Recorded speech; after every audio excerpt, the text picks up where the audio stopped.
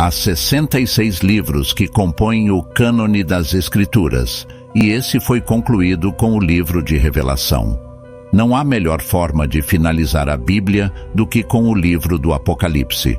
O livro da Revelação foi escrito para nós, para nos revelar o que está por vir. Quais são algumas das coisas que ele nos revela? Ele nos mostra Jesus Cristo. Em Apocalipse 1, versículos 12 a 14, lemos: Então me virei para ver a voz que falava comigo, e ao me virar, vi 7 candelabros de ouro. E no meio dos candelabros, alguém semelhante ao Filho do Homem, vestido com uma túnica que chegava até os pés, e com um cinto de ouro ao redor do peito.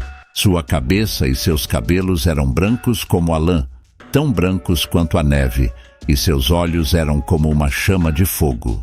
A revelação nos apresenta o eterno Senhor Jesus Cristo.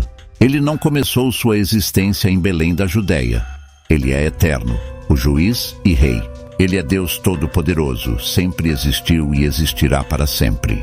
É assim que o livro do Apocalipse começa, identificando Cristo e colocando-o em seu devido lugar como Deus, revelando quem Ele realmente é. Se você quer verdadeiramente conhecer Jesus Cristo, vá ao livro de Revelação.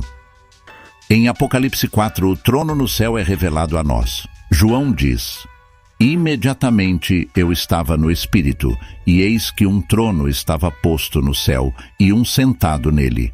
Aquele que estava sentado era de aparência semelhante ao jaspe e à pedra de sardônio, e ao redor do trono havia um arco-íris com aparência de esmeralda. Ao redor do trono de Deus estavam 4 seres vivos, cada um com 6 asas, cheios de olhos ao redor e por dentro.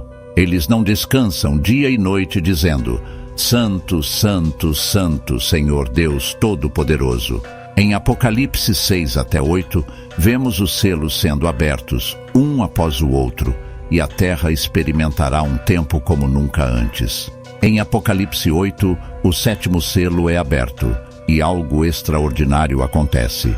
Todo o céu fica em silêncio por cerca de meia hora, um silêncio completo e absoluto.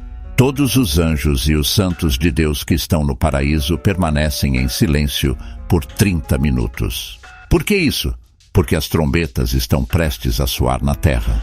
Apocalipse 8, versículos 2 a 6, descreve: E vi os 7 anjos que estavam diante de Deus, e a eles foram dadas 7 trombetas. Outro anjo, que tinha um incensário de ouro, veio e se pôs junto ao altar. Foi-lhe dado muito incenso para oferecer com as orações de todos os santos sobre o altar de ouro que estava diante do trono. A fumaça do incenso com as orações dos santos subiu diante de Deus da mão do anjo. Então o anjo pegou o incensário, encheu-o com fogo do altar e lançou-o sobre a terra. Houve trovões, vozes, relâmpagos e um terremoto. Então as trombetas começaram a soar, uma a uma, e cada uma está associada a um evento significativo. Por exemplo, a 5ª trombeta resultará na liberação de gafanhotos do abismo.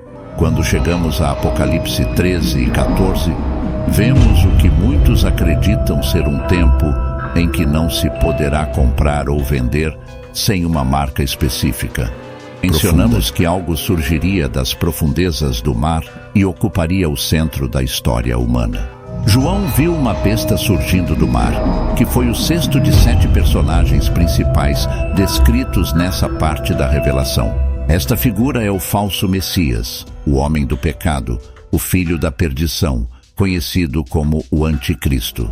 Falamos brevemente sobre uma segunda besta que surgiria das profundezas da terra, e é sobre ela que vamos nos concentrar hoje.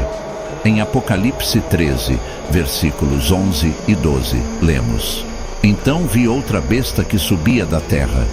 Ela tinha 2 chifres como os de um cordeiro, mas falava como um dragão. Exerceu toda a autoridade da primeira besta em sua presença, e fez com que a terra e seus habitantes adorassem a primeira besta, cuja ferida mortal fora curada. João viu outra besta, a segunda figura dominante descrita nessa parte da revelação.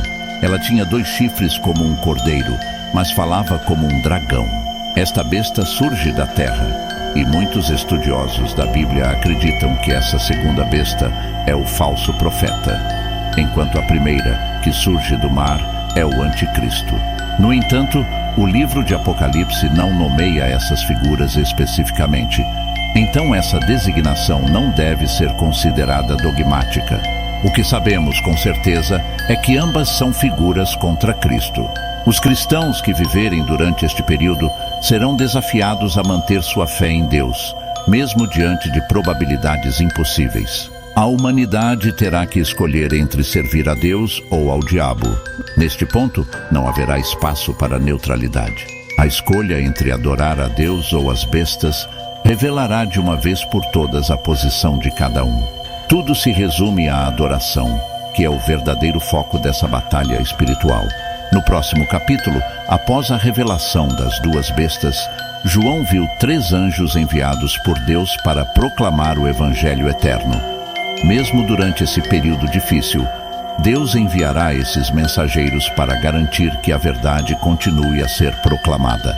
Em Apocalipse 14, 6, 7, vemos a missão do primeiro anjo. Então, vi outro anjo voando pelo meio do céu, tendo o Evangelho eterno para pregar aos que habitam sobre a terra, a toda nação, tribo, língua e povo. Ele dizia em alta voz: temei a Deus e dai-lhe glória, pois chegou a hora do seu julgamento. Adorem aquele que fez o céu, a terra, o mar e as fontes das águas. Esse primeiro anjo traz o Evangelho eterno, não apenas para um grupo de pessoas, mas para todos os habitantes da terra. Apesar dos enganos do diabo, ninguém terá desculpas para não ouvir o Evangelho, pois a voz desse anjo será ouvida em todas as línguas. Mesmo assim, muitos corações estarão endurecidos e alguns não se arrependerão. A luta pela adoração remonta ao início da criação, quando Lúcifer, originalmente criado para liderar a adoração a Deus, tentou usurpar o trono de Deus e tomar a adoração para si. Após ser expulso do céu, o diabo continuou a tentar desviar a humanidade para adorá-lo. Desde então, ele trabalha para enganar e desviar a adoração que é devida a Deus. A profecia das duas bestas em Apocalipse ainda está por ser cumprida, mas o tema central permanece o mesmo: adoração. A verdadeira batalha não é apenas física, mas espiritual, e envolve a quem devemos dedicar nossa adoração. Aqueles que escolhem adorar a Deus não se arrependerão, mesmo diante de tribulações. Deus reina supremo, e sua soberania será evidente no final.